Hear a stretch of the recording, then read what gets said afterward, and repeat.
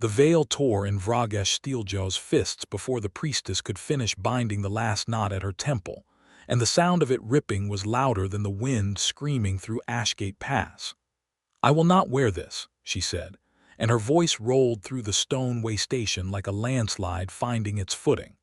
The scrap of white lace hung from her clawed hand, useless now, snapping in the draft that came through the open doors. Around her, a dozen townsfolk in their good wool coats went silent, and behind them, a knot of orc warriors in furs and banded leather shifted their weight toward their axes. Someone had lit too many candles for a room this small, and the flames bent sideways in the wind, throwing long shadows across the assembled crowd, across the stone altar, across the magistrate's pale, sweating face. "It is tradition," the magistrate Tomlin Hale stammered, twisting his hands together. "The bride is veiled until the vow is spoken. It has always been so for the sake of—" He stopped himself, but everyone in the room heard the words he swallowed. "For the sake of the groom. For the sake of sparing a human man the sight of an orc woman's face before he was bound to her forever, as though she were something to be endured rather than seen." Vragesh's yellow eyes swept the room, daring anyone to finish that sentence aloud. She stood a full head taller than any man present, her shoulders broad beneath fitted leathers the color of dark amber, laced tight up her sides and stitched with small steel rings that caught the candlelight, a warrior's dress cinched to a waist that curved sharp and strong beneath it. Twin tusks, small and neat, pressed against her lower lip. A long braid, black as forge soot, fell over one shoulder, threaded through with beads of bone and one small, worn strip of leather that did not match the rest, older, softer, kept. It was Abel Morgan who moved first. He had been standing near the cold hearth with the ceremonial blade laid across his palms, the one he'd spent 11 nights forging for this very moment, and now he crossed the stone floor in 4 long strides, boots ringing on the flags, and set the sword down on the altar with a clatter that startled the priestess into silence. "She's right," he said. "She won't wear it." The magistrate turned on him, aghast. "Master Morgan, this is not your decision to—" "It is exactly my decision," Abel said, and though his voice was rough with a smith's years of shouting over hammer and flame, it did not shake. "I am the one being married. If any man here has a right to say what he wants to see before he takes his vow, it is me, and I want to see her face. I have wanted to see it again since the moment she walked through that door." The room went very still. Even the wind seemed to hold its breath. Vragesh looked at him then, truly looked, and something moved behind her eyes that had not been there a moment before, something between disbelief and a hunger she had buried 3 winters deep. "Again," she repeated softly, testing the word. "Again," Abel said. "It has been 3 years, Vragesh. I never forgot you. I am not about to marry a stranger in a veil when the woman underneath, it is the only one I ever wanted to see clearly." The gathered crowd did not understand yet what passed between them, but they understood enough to fall utterly silent, human and orc alike, watching a bladesmith and a warrior stare at each other across a stone altar, as though the whole cold mountain had narrowed down to the space between their 2 faces. 3 years earlier, Abel Morgan had been a younger man with fewer calluses and no reputation to speak of, hauling a wagon of finished blades up through Ashgate Pass toward the garrison at Kelder's Wall when the sky had turned the color of a bruise, and the snow had come down sideways, thick enough to swallow the road whole. He remembered the way his mule had balked first, ears flat, and how he had cursed the animal for its stubbornness before he heard the second sound beneath the wind, the low creak of leather and the clink of iron that was not his own gear. 6 men had come out of the whiteness around him like the mountain itself had spat them from its throat. The Skinners, the outlaw band that had been bleeding the pass dry of travelers for 2 seasons, and Abel had known with a cold certainty deeper than the storm that he was going to die on this road with a wagon full of unsold steel and nothing to show for his life but debts. He had drawn the one blade he kept sharp for himself, a plain short sword with a worn leather grip, and he had known even as he raised it that it would not be enough. It was the roar that saved him. A sound that did not belong to any man, low and furious, rolling down off the rocks above the road.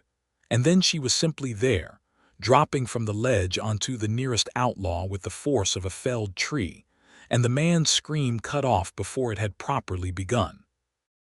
Abel had stood frozen in the snow and watched an orc woman dismantle 6 armed men with an axe in one hand and her bare fist in the other, watched her catch a swung blade on her vambrace, and answer it by driving her knuckles into a man's throat hard enough to end the fight in a single blow.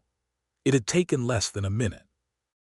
When it was over, she stood amid the fallen with her chest heaving, snow melting on her shoulders, and she had turned those yellow eyes on him as though only just remembering he existed. "You are still alive," she'd said, sounding faintly surprised by the fact. "I am," Abel had managed. "Thank you, I don't have much to offer you for it, but whatever's in that wagon is yours if you want it." She had looked at him for a long moment, at the fear he could not quite hide and the fact that he had offered anyway, and something in her hard mouth had almost curved. "Keep your steel, human. I did not save you for payment." The storm had worsened past any hope of travel, and it was she who had pointed him toward the old stone-way station half a mile up a side track, a squat fortress of a building with arrow slits for windows and a hearth big enough to roast an ox, built generations ago by some long-dead border lord, and left to travelers and smugglers ever since. They had sheltered there together through 2 days of blizzard, strangers thrown into each other's company by weather too dangerous to argue with. He remembered the fire they'd built from the way station's stacked wood, remembered how she had eaten across from him in wary silence at first, watching him the way a wolf watches an unfamiliar hand, and how that wariness had slowly thawed as the hours stretched into a full day and then a night. He had shown her the blade he was working on in his spare moments, a hunting knife with a design he was proud of, a fullered spine and a grip wrapped in dyed leather, and she had turned it over in her huge hands with unexpected gentleness, testing its balance with the ease of someone who had held 1,000 weapons and judged every one. "Good steel," she'd said. "Better than most human smiths manage. You made this." "I did. I'm apprenticed to a smith in Hollow Reach, but I do my own commissions when I can. Someday I want my own forge, my own name on the blade." "You will have it," she'd said, with such flat certainty that he'd laughed, and for the first time she had laughed too, a short surprised bark of sound, as though laughter did not come naturally to her, and she was startled to find it had escaped anyway.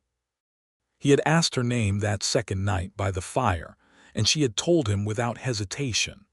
Vragesh Steeljo, daughter of Torgal Steeljo, chieftain of the Ashfang clan, a warrior of her own right and not merely her father's blood.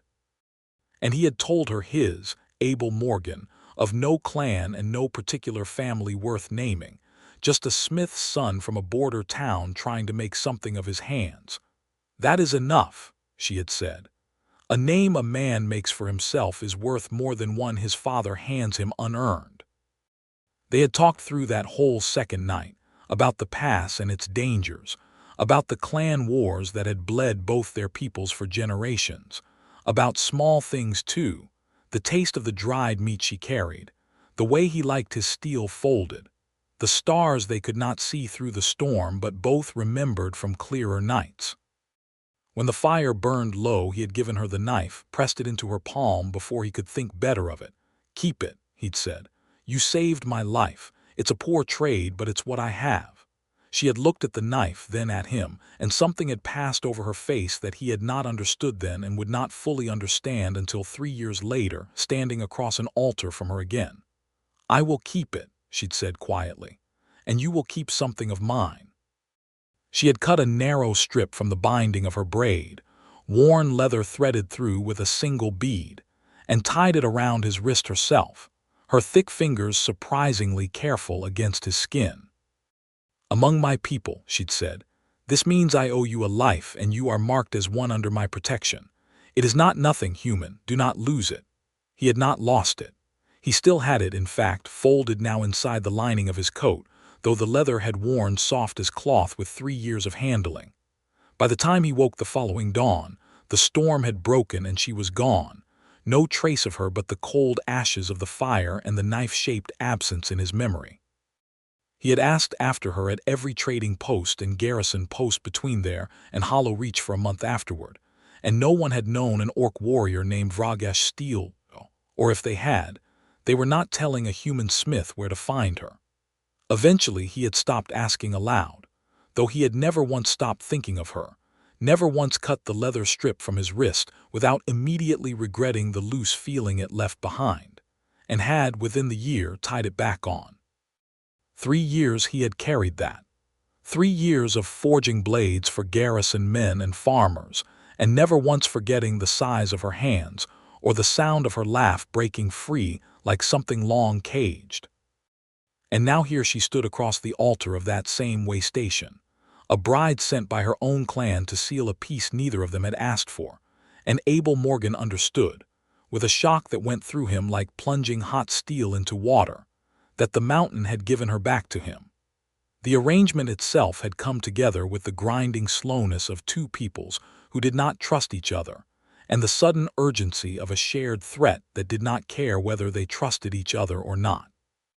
For 2 years the Skinners, the same outlaw band that had once ambushed Abel's wagon, had grown from a ragged handful of desperate men into something closer to a small army, 40 strong now under a hard-eyed captain named Drius Voss, raiding wagon trains and homesteads on both sides of Ashgate Pass with equal cruelty.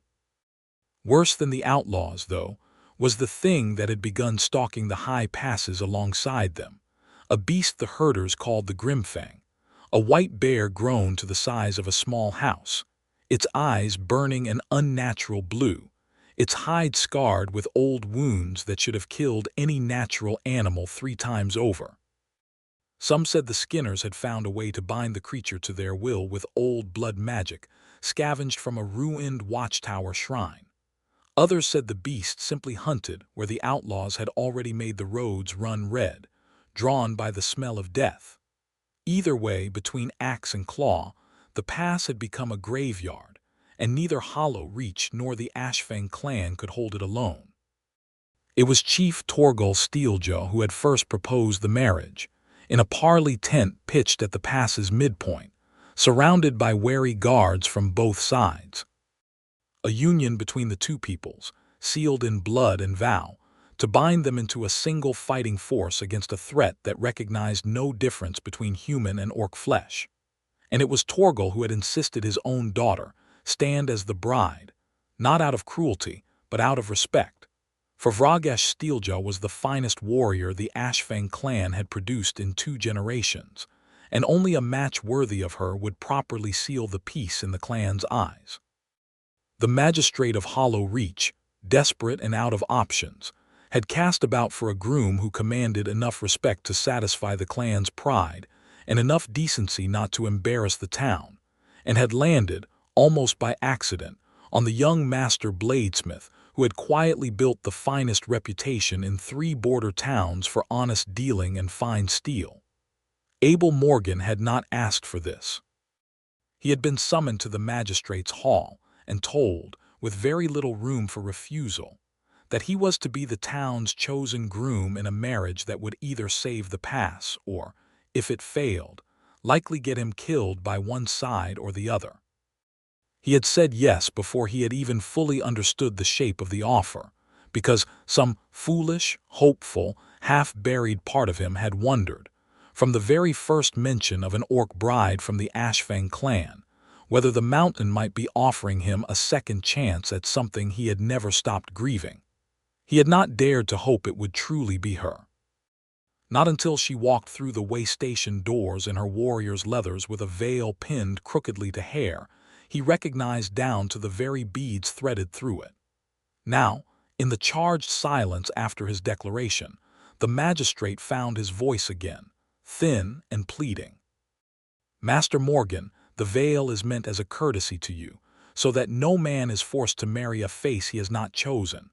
I chose it 3 years ago," Abel said, not looking away from Vragesh. "I have been trying to find it again ever since." A murmur went through the human side of the crowd, uneasy, uncertain what to make of a groom who spoke of choosing an orc's face as though it were a gift rather than a hardship to be borne. On the orc side, a broad-shouldered young warrior with a blackened tusk and cold eyes shifted forward, jaw tight, and Abel felt the weight of that stare even before he turned to meet it. "This is the human they have chosen for you," the warrior said to Vragesh, not troubling to hide his contempt. "A smith, a man who has never held a shield line, who has never bled for his people." His eyes cut to Abel. "Goreth Blacktusk does not think this is a fair trade for the daughter of Steeljoe." "No one asked what Goreth Blacktusk thinks," Vragesh said flatly, and there was an old, tired edge to her voice that told Abel this was not the first time she had had this argument. "My father chose this match. I have agreed to it." "You agreed before you knew who waited for you," Goreth said. "Now that you know, do you still agree?" The question hung in the cold air, and every eye in the room, human and orc, turned to Vragesh Steeljoe to hear her answer. She looked at Abel for a long, unhurried moment, taking in the lines that 3 years and 100 hours at the forge had carved into his face, the new scar along his jaw from a hammer that had slipped, the same steady patience in his eyes that she remembered from a snowbound night when he had trusted her with a blade before he had any reason to trust her with his life. "I still agree," she said, and something in the room loosened, though Goreth's jaw only tightened further. "More than I did this morning." The priestess, flustered but eager to salvage something of the ceremony, cleared her throat. Then shall we proceed without the veil." "We will proceed," Vragesh said, "with my face bare as it should have been from the start. If this peace is worth making, it is worth making honestly. I will not begin a marriage hidden." She reached up and pulled the last pins from her hair herself, letting the torn remains of the veil fall to the stone floor, and stood revealed fully in the candlelight, proud and unhidden, and Abel Morgan thought, not for the first time, that he had never in his life seen anything so magnificent. They did not marry that night. The magistrate, rattled by the near scandal of a groom overruling tradition in front of two people still learning to trust each other, insisted on a season of preparation, proper contracts drawn between clan and town, a wedding held not in haste at a lonely way station but properly, before witnesses enough to make the peace undeniable. Vragesh argued for speed. Abel, privately, was grateful for the delay, because it gave him something he had not had 3 years ago and had ached for every day since: time. She stayed at the way station through that season rather than in the town proper, and it was arranged, with much grumbling from the more traditional elders on both sides, that Abel would travel out from Hollow Reach every few days to see her, to begin the slow work of two strangers who were not strangers learning to be husband and wife. The first time he came alone, without the magistrate's retinue or her clan guard hovering nearby. She was sitting on the way station's broad stone step cleaning her axe with the unhurried care of a woman tending something she loved, and she looked up at the sound of his horse and did not rise, only watched him dismount with an expression he could not quite read. "You kept it," she said, nodding at his wrist, where the worn leather strip still sat beneath the cuff of his glove. "I never took it off," he admitted, tying his horse to the way station post. "Well, I did once for about a week. I put it back on." "Why did you take it off?" "I thought it was foolish to keep mourning a woman I'd spent 2 days with 3 years ago. I thought I should let it go." He shrugged, self-conscious. "I couldn't. It felt like taking off my own hand." Something in her hard face softened at that, the corner of her mouth pulling in a way he remembered from the fire 3 years past.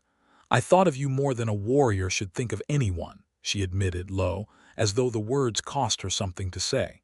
"I told myself it was foolish, too. A human smith met once in a storm.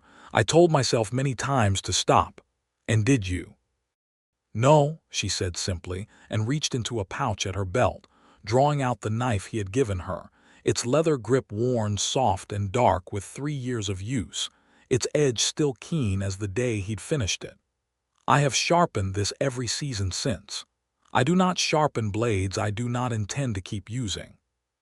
He crossed the last few steps between them and sat beside her on the cold stone, close enough that their shoulders nearly touched, and for a while neither of them said anything at all, only watched the wind push snow across the mountain road below, comfortable in a silence that felt, impossibly, like coming home. "I have to ask you something," Abel said eventually. "And I need you to answer honestly because I would rather know now than after we're bound to each other in front of everyone.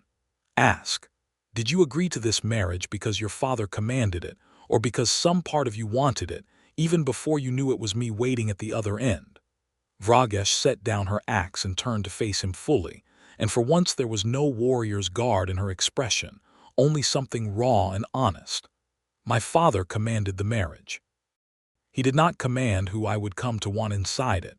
I have turned away 3 suitors from other clans in the past 2 years, Abel Morgan. Warriors, chieftain sons, men with more status than any smith could offer. I turned them away because none of them made me feel what one storm-bound night with a stranger made me feel. When my father told me the human town had chosen their own groom, I did not expect it to be you. But some foolish, hoping part of me wondered. And when I saw you standing by that hearth, I knew I had spent 3 years waiting for a door I did not think would ever open again." He reached over and took her hand, dwarfed entirely in his own, and pressed his lips to her knuckles, rough with callus and old scars, and felt her breath catch at the small, deliberate tenderness of it. "Then I am glad the door opened," he said, "because I have spent 3 years wondering the same thing." It was in the weeks that followed, as the arrangements ground forward and Abel split his time between the forge in Hollow Reach and the long ride up to the way station, that the shape of their courtship truly began, not gentle exactly, for neither of them was a gentle creature by nature, but honest, hungry, unhurried only because circumstance forced patience on them rather than because either of them wanted it. She teased him without mercy for his human clumsiness on the icy paths above the way station, once catching him by the collar before he pitched off a ledge, and hauling him upright with one hand as though he weighed nothing at all, laughing at his indignant sputtering. He, in turn, learned to bait her competitive pride, wagering a fine steel dagger against her willingness to arm-wrestle him at the way station table, losing spectacularly and cheerfully every single time, while she crowed her victory loud enough to echo off the stone walls.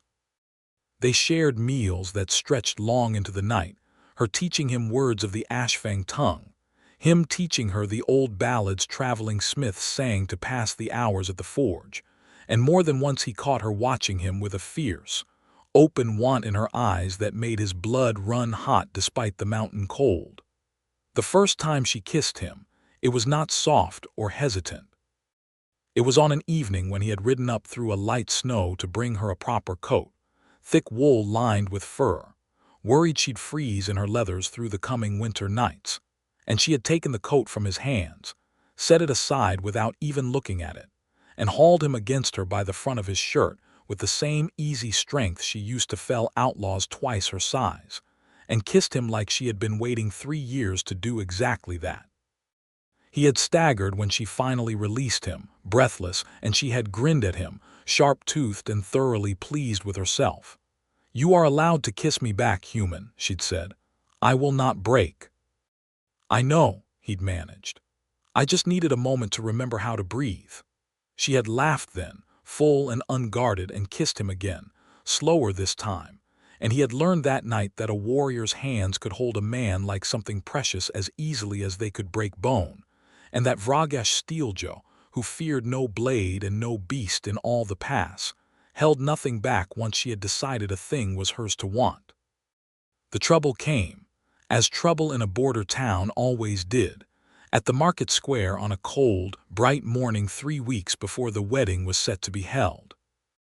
Vragesh had come down from the way station with able to see about a length of good chain leather for her wedding attire, and Hollow Reach's market, never especially fond of orc visitors even in the best of times, had gathered its usual mutter of unease at the sight of her striding between the stalls in her fitted leathers, tusks bared unapologetically, her hand resting easy and unashamed in Abel's. It might have passed with nothing more than muttering, if not for the boy. He could not have been older than 10, chasing a loose piglet between the stalls with the reckless disregard for danger particular to children, and he did not see the old timber support strut of the grain merchant's awning until it was already groaning, cracked at its base by some rot no one had bothered to check, and the whole heavy structure, laden with sacks of stored grain for the coming winter, began to lean, and then to fall, directly over the spot where the boy had frozen in terror. The crowd's mutter turned to screaming in an instant, and Abel was already moving, but he was 10 strides away and knew, with sick certainty, he would not make it in time. Vragesh moved faster than any man could have. She crossed the distance in 3 strides and threw herself beneath the collapsing beam, catching its full weight across her shoulders and braced arms, sacks of grain and splintered timber crashing down around her. And for one terrible, silent moment the entire market held its breath, certain they were about to watch a woman crushed flat beneath half a ton of falling structure. Instead, Vragesh Steeljaw straightened. Muscles coiled and strained visibly beneath her leathers, a low, furious sound tearing from her throat, and inch by impossible inch, she drove the beam back up and sideways, off the boy, off herself, until it crashed down harmlessly against the empty stall beside her rather than the child cowering at her feet. Grain sacks burst around her in clouds of dust. The support beam that had nearly killed a child lay cracked in 2 pieces where she had thrown it, and Vragesh stood in the wreckage, chest heaving, a thin line of blood tracking from a scrape along her temple, and looked down at the boy she had just saved with an expression of fierce, almost startled tenderness. The market square, which had been jeering at her presence not 5 minutes before, muttering about orc brides and unnatural unions, fell utterly, completely silent. Not a single voice rose. Even the piglet had stopped squealing. Every eye in that square, human and orc both, stared at the woman who had just lifted a fallen roof beam off a stranger's child with her bare hands and thrown it aside like kindling. The boy's mother reached him first, sobbing, dragging him into her arms, and then, trembling, she looked up at Vragesh, and instead of the fear that had lived in her face moments before, there was something closer to awe. "Thank you," the woman whispered. "Thank you, thank you." Vragesh only nodded, suddenly, uncharacteristically awkward under the weight of so many staring eyes, and it was Abel who reached her side first, gripping her arm, checking the cut on her temple with hands that shook slightly from the fear of what he had almost watched happen. "You could have been killed," he said, low, furious with worry. "I was not," she said simply. "The boy is what matters."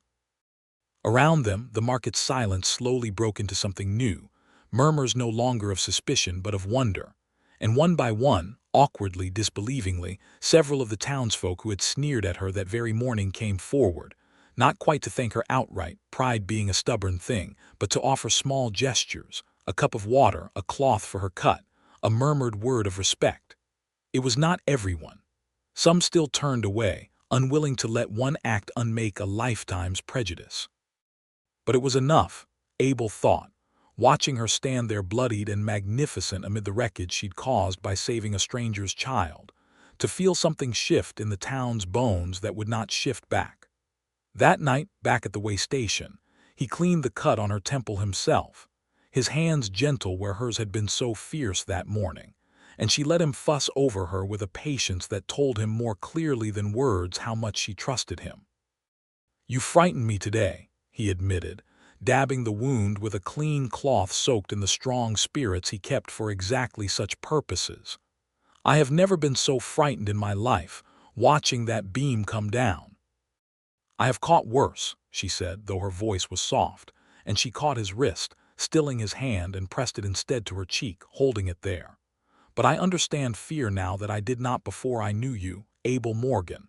I understand what it is to imagine losing something and feel the ground go unsteady beneath you." "Then we're even," he said. because I've felt that every day since I met you, in that storm 3 years ago and every day since. I don't think it goes away, loving someone as strong as you. I don't think it's supposed to." She turned her face into his palm and pressed a kiss there, unexpectedly soft against the calluses of a smith's hand. "Good," she said. "I would not want a man who did not understand what it costs to love a warrior. It is not a soft thing, Abel. I will not always be safe to love." "I never wanted safe," he said. "I wanted you." Goreth Blacktusk did not accept the market's shift in opinion so easily. He had watched the whole scene from the edge of the square, arms crossed, and in the days after he grew louder in his objections, cornering Vragesh more than once at the way station, to argue that her strength was wasted on a human town that would never truly accept her, that she belonged among warriors who understood what she was worth, that he could offer her status and clan standing no smith ever could. Matters came to a head 10 days before the wedding, when Goreth arrived at the way station uninvited, in full battle leathers, and challenged Abel Morgan outright in front of a gathered crowd of clan warriors who had come up from the Ashfang camp to inspect the wedding preparations. "If this human wants to keep her," Goreth announced, loud enough to carry, "let him prove he can hold what he claims. A challenge, smith. Blades or bare hands, your choice. If you cannot stand against me, you have no business standing beside her." The clan warriors murmured their interest. This, at least, was a language they understood. Abel felt the old cold fear settle into his stomach, the same fear he'd felt facing outlaws in a blizzard 3 years ago, because he knew with total clarity that he could not beat Goreth Blacktusk in any contest of strength. The orc warrior outweighed him by half again his own weight, corded with muscle earned across a lifetime of war. But before Abel could answer, Vragesh stepped between them, her expression thunderous. "No," she said. "There will be no challenge." "This is not your fight to end, Steeljaw," Goreth said. "It is a matter of honor between. It is a matter you have invented because your pride cannot accept that I chose someone else," Vragesh cut in, voice hard as forged iron. "Hear me clearly, Goreth Blacktusk, and let every warrior here hear it with you. I do not need a champion to win me. I am not a prize sitting idle waiting for the stronger arm to claim it. I chose Abel Morgan with my own mind and my own will, the same mind and will that has led warriors into battle and walked away victorious more times than you have seen summers. If you wish to challenge someone over this, challenge me. I will not hide behind him, and I will not let you use him to prove a point that has nothing to do with steel." Goreth's jaw worked, humiliation and anger warring plainly across his face, but no warrior present, human or orc, doubted for one moment that Vragesh Steeljaw meant exactly what she said, and none of them doubted either that she would win such a contest handily. "I do not fight women," Goreth said finally, a weak retreat, and everyone present knew it. "Then you do not fight," Vragesh said. "Go home, Goreth. Find a bride who wants a warrior's spear more than she wants a man's whole heart." "I have already found what I want." Goreth left without another word, his pride in tatters, and though he would remain a bitter presence at the edges of clan gatherings for some time after, he never again openly challenged the match.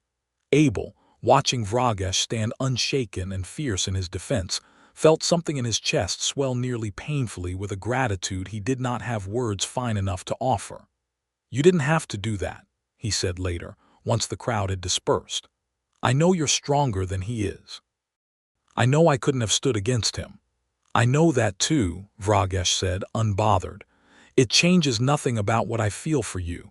Strength of arm is easy to find, Abel.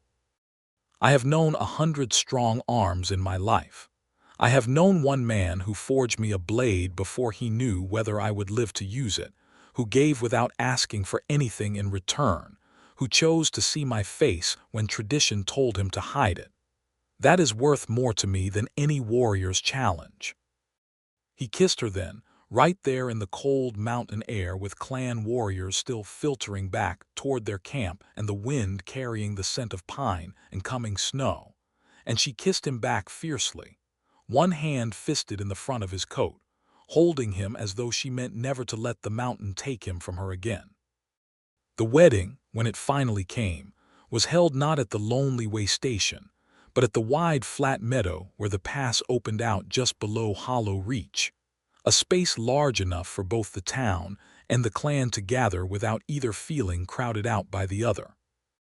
Word of the market beam and Vrogesh's fierce defense of her chosen groom had spread through both settlements in the intervening weeks, and the crowd that gathered that morning was larger and, if not entirely without reservation, considerably less hostile than it might have been a season before.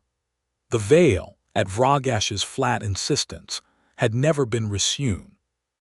She stood before the assembled crowd in fresh warrior's leathers dyed a deep, proud crimson for the occasion, her hair unbound and loose down her back, but for the small braids threaded with bone beads at her temples, her face bare to the winter sun. And when Abel Morgan walked out to meet her at the center of the meadow, carrying the ceremonial blade he had forged with his own hands, there was not a single scrap of cloth between his eyes and hers.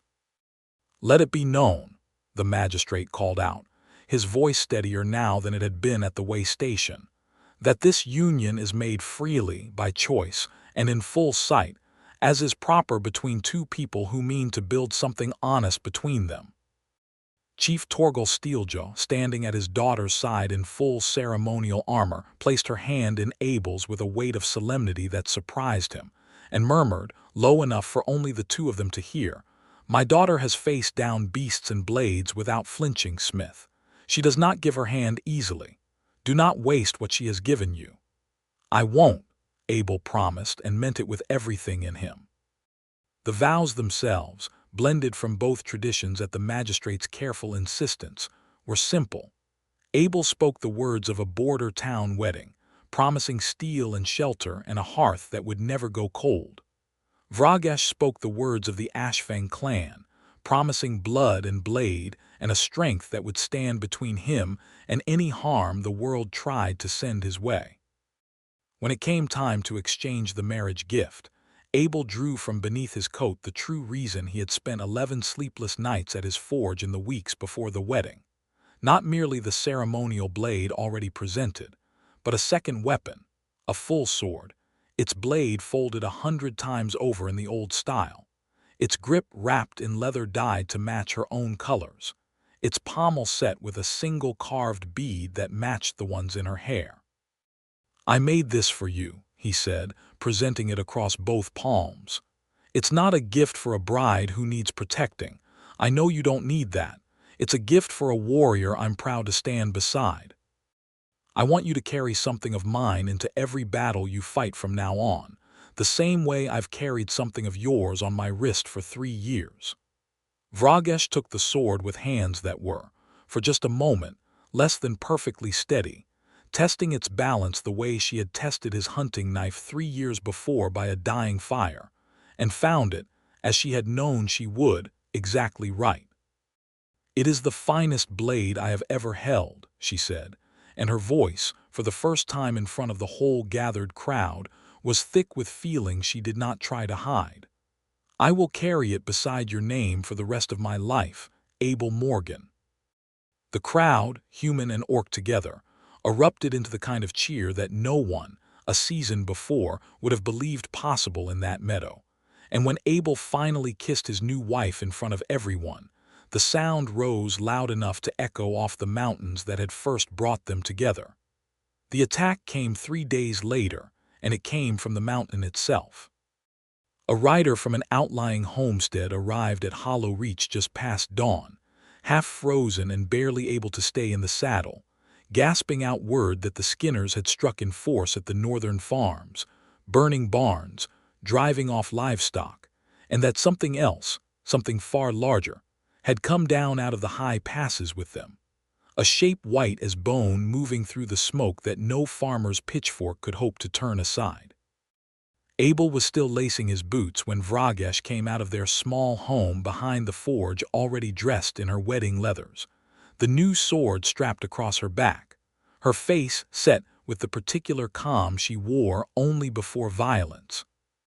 "Stay here," she said, though there was little conviction in it, as though she already knew the answer he would give.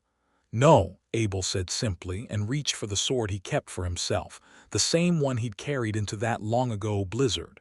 "I've stood beside you in front of a crowd and a mountain both. I'm not staying behind now."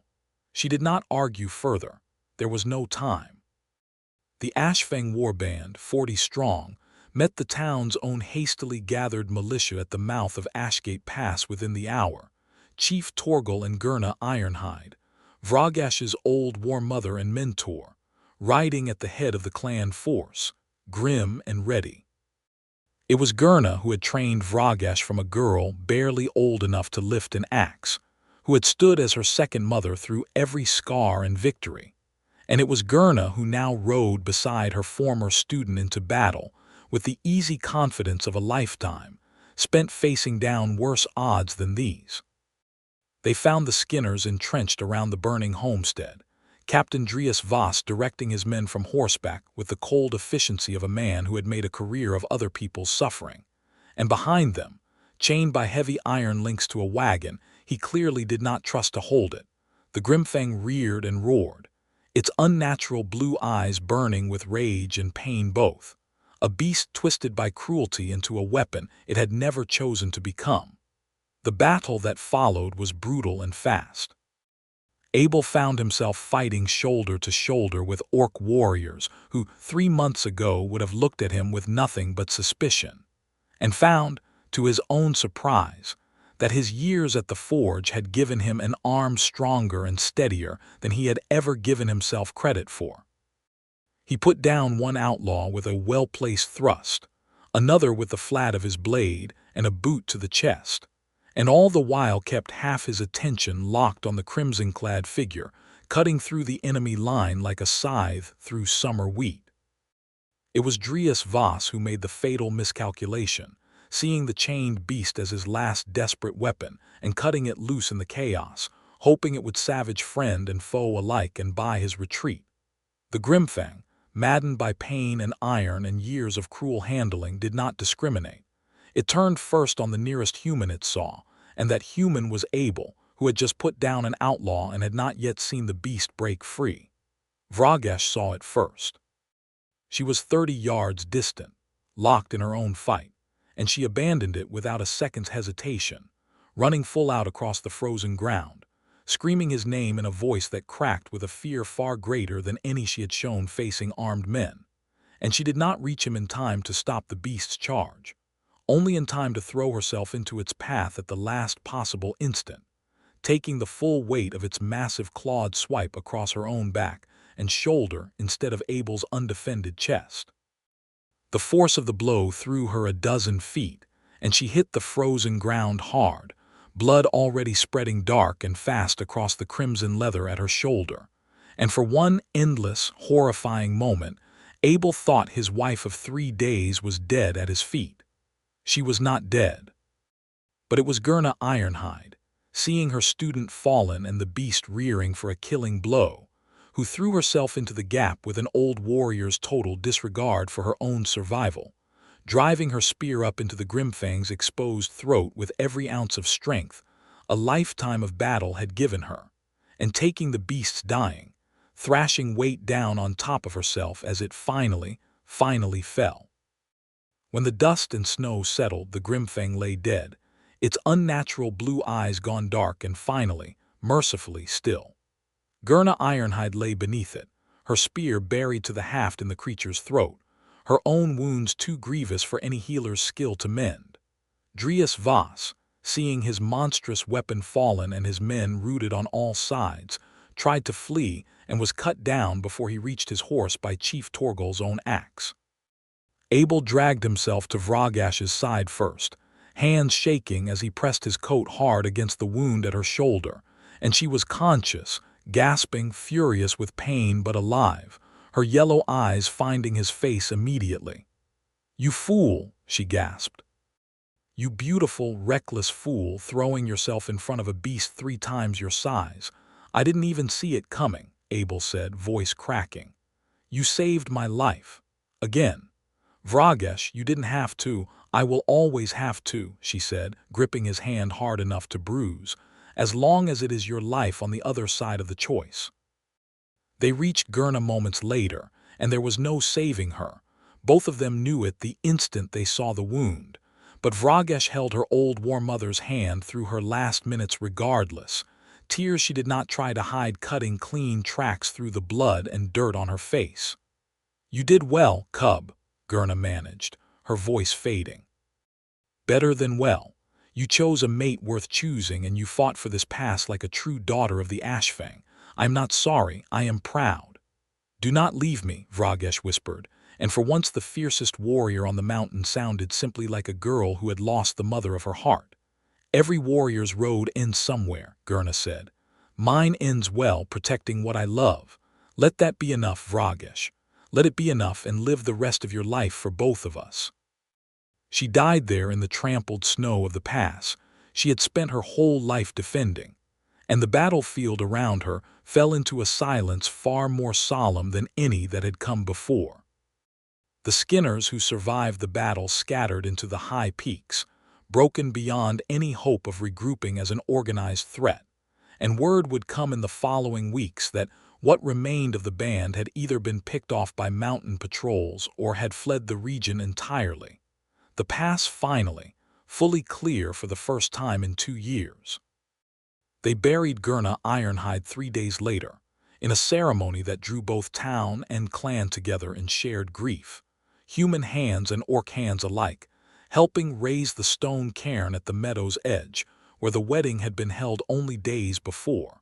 A strange and fitting symmetry that no one present remarked on aloud, but everyone felt. Vragesh's wound healed slowly over the following weeks, a long, jagged scar left along her shoulder and down her back that would never fully fade, a permanent mark of the price paid for that day. She bore it without complaint, though Abel noticed, in quiet moments, how her hands sometimes drifted to it unconsciously, how grief for Gurna sat heavier on her some days than the physical pain ever had. I keep thinking I should have been faster, she admitted one evening months later, as they sat together outside the small stone house they had built near the way station, the forge Abel had constructed beside it glowing low with banked coals, the mountain quiet and at peace around them for the first time in longer than either of them could remember. If I had reached you half a second sooner, she would not have needed to. She chose it, Abel said gently, taking her hand, tracing the strong lines of her fingers with his own. The same way you chose to throw yourself in front of that beast for me, without a moment's hesitation, without weighing whether it was wise. She saw a chance to save the both of us, and she took it the same way you would have. That's not a failure, Vragesh. That's love doing exactly what love does when it's real. She was quiet for a long moment, watching the last colors of sunset bleed out over the mountains that had first brought them together, that had nearly taken them from each other more than once, that had, in the end, given them back to each other whole. I do not regret this life, she said finally, even with what it cost. I would choose it again every single time, Abel Morgan. You, this pass, this forge, all of it. I would choose it 100 times over. So would I, he said, and drew her close against his side, feeling the solid, living warmth of her, scarred and strong and entirely, unmistakably his. I spent 3 years wondering if I'd imagine how it felt to be chosen by someone like you. I don't have to wonder anymore. She turned her face to his, and in the fading light, with no veil and no tradition and no fear left standing between them, she kissed him slow and sure, a promise renewed rather than a new one made. And above them the mountains settled into the particular silence of a place finally, hard won, at peace. The way station still stood at the heart of Ashgate Pass, no longer a shelter of last resort for storm-caught strangers, but a proper stop along a road grown safe again, traders and travelers alike passing through freely where outlaws and monsters had once ruled. Some of them stopped at the small forge that had grown up beside it, run by a smith whose reputation for honest steel had only grown, and by his wife, a warrior of the Ashfang clan who still wore her wedding sword strapped across her back, and told anyone bold enough to ask exactly how she had earned every scar upon her. Neither of them ever forgot the price that peace had cost, the grave marked by a stone cairn in a meadow where they had married, the mentor whose sacrifice had bought them the life they now shared. But grief and gratitude, they had both learned, were not opposites, and a life built honestly upon both could still be, in the end, a happy one. On quiet evenings, when the forge fire burned low and the mountain wind carried the particular hush of snow not yet fallen, Vrogeshtiel would sit beside her husband at the door of their home and touch, without thinking, the worn leather strip still tied faithfully around his wrist. 3 years of history and a lifetime more still to come knotted into that single small band. And she would think, not for the first time, that some doors, once opened, never truly closed again. She had refused the veil they sewed for her because she had wanted to be seen honestly, or not seen at all. Abel Morgan had given her exactly that first night at the altar and every day since, looking at her plainly, fully, without flinching, without hiding, choosing her again and again in the bright light of every ordinary morning they were given. It was, they both agreed, more than enough. It was, in fact, everything.